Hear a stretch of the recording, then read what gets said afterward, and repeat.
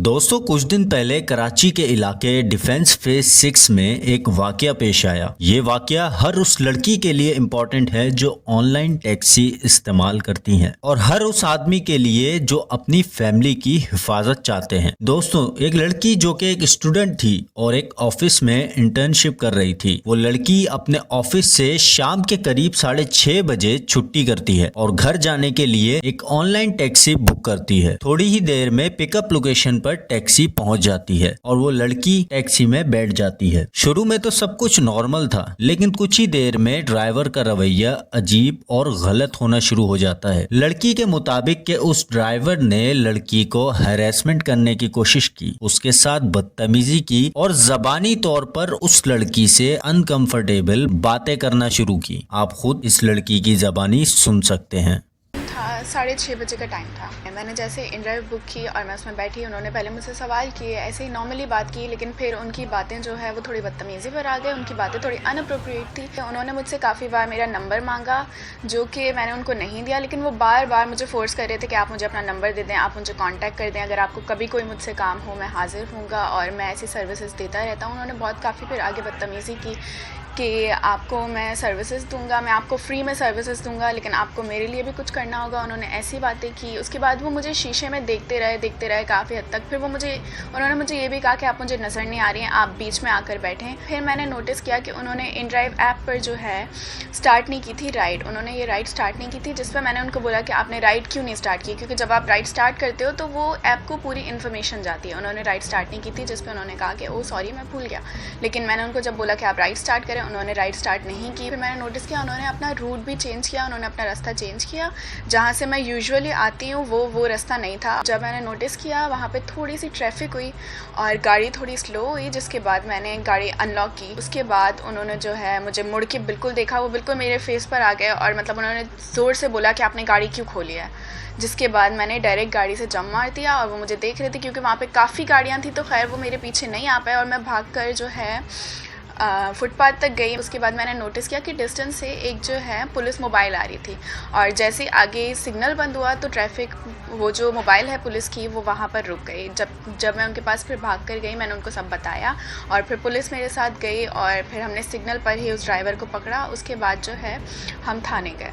उसके बाद इस आदमी की ये वीडियो वायरल होती है जिसमें वो जेल में है और उस लड़की से माफी मांग रहा है। मुझे माफ कर दीजिए, आपका अल्लाह का वास्ता दे रहा हूँ। आप देखिए कभी भी मैं ऐसी गलती से भी नहीं करूँ। अल्लाह आपको तब याद नहीं था? बेटा मेरे से गलती होगी, आइंदा कभी ऐसी गलती से भी नहीं। बेटा किसी की बहन बेटी अगर गाड़ी करती है तो आप मेरी गलती आज के बाद कभी नहीं होगी। मैं अपनी बेटियों के आगे शर्मिंदा। अभी तेरी कंपनी को भी बुलाते हैं, मुझे माफ कर दें, कभी नहीं। जब इस आदमी की वीडियोस वायरल होना शुरू हुई, उसके बाद कई और खवातीन ने भी अपने एक्सपीरियंस शेयर किए, जिससे लगता है कि इस ड्राइवर पर पहले भी कंप्लेंट्स आई होंगी, लेकिन अब तक कोई पब्लिक वेरीफाइड नाम या आइडेंटिटी नहीं मिली जो कंफर्मेशन हो सके। इस आदमी ने भी कुछ बयान दिए और कहा कि वो बेकसूर है। कुछ क्लिप्स में यह आदमी कुरान पे हाथ रखकर अपनी तरफ से अपनी बात रखते भी नजर आया। अस्सलाम वालेकुम। मैं इंतहाई बेबस और मजबूर होकर ये जवाब दे रहा हूँ इस वीडियो के जरिए कि ये एक लड़की मेरी गाड़ी में निम्रा कदीर नाम की इन ड्राइव के जरिए राइड लेकर आई थी। मेरी ड्राइविंग सीट के पीछे वाली सीट पर बैठी हुई थी, मेरे हाथ ड्राइविंग स्टीयरिंग पर थे और मैं गाड़ी चला रहा था। आधे रास्ते तक पहुंचा, सिग्नल आया, सिग्नल के पास मैंने गाड़ी रोकी तो इस लड़की ने मोबाइल वैन देखकर मेरी गाड़ी का दरवाजा खोला और ये वहां चली गई और इसने ब्लेम किया कि मैंने किसी किस्म की इससे बदतमीजी की। मेरा अल्लाह जानता है मैंने इससे किसी किस्म की कोई बदतमीजी नहीं की। ये पुलिस वालों को मेरे पास लेकर आई। उन्होंने मुझसे सवाल किया कि आपका इनका क्या मामला है। मैंने उनसे कहा मेरा इनका कोई मामला नहीं। उन्होंने बोला आपको थाने जाना पड़ेगा हमारे साथ। मैंने बोला चलो थाने चलते हैं, कोई मसला नहीं, मैं किसी किस्म का कोई कसूरवार नहीं। मैं इनके साथ थाने गया तो पुलिस वालों ने मेरा सामान लेकर जब्त किया और मुझे लॉकअप कर दिया। उसके बाद थोड़ी देर बाद कुछ सिपाही आए, वो मुझे बताने लगे कि ये लड़की औरत जात है, ये आपके ऊपर किसी किस्म का कोई भी इल्जाम लगाएगी, इसकी बात सुनी जाएगी, आपकी बात नहीं सुनी जाएगी।